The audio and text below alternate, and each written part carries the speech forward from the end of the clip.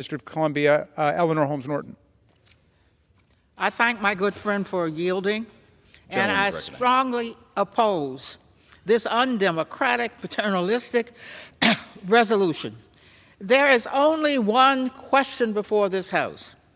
The question is, do you believe in democracy?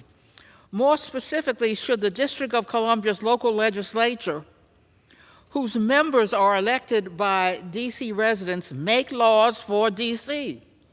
Or should Congress, whose voting members are elected by the residents of the several states, make the laws for D.C.?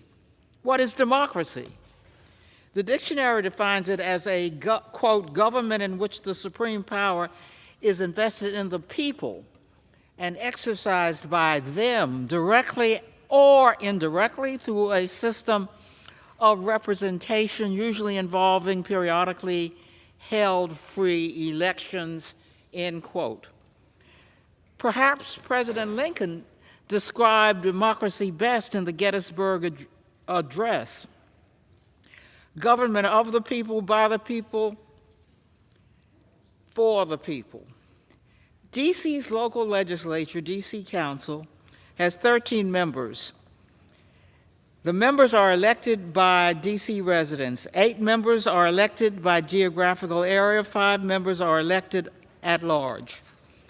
If D.C. residents do not like how members vote, they can vote them out of office. Congress has 535 voting members. The members are elected by residents of the several states. None are elected by D.C. residents. If D.C. residents do not like how the members vote, even on legislation that applies only to D.C., they can only ask politely for residents of the several states to vote them out of office. The Revolutionary War was fought to give consent to the governed and to end taxation without representation. Yet the nearly 700,000 D.C. residents cannot consent to any action taken by Congress, whether on national or D.C. matters, and pay full federal taxes. Indeed, D.C. residents pay more federal taxes per capita than any state in the Union, and more total federal taxes than 23 states. The legislative history and merits of this legislation enacted by the D.C. Council, that is the subject matter of this resolution, are irrelevant to the question before the House, but I do want to set the record straight.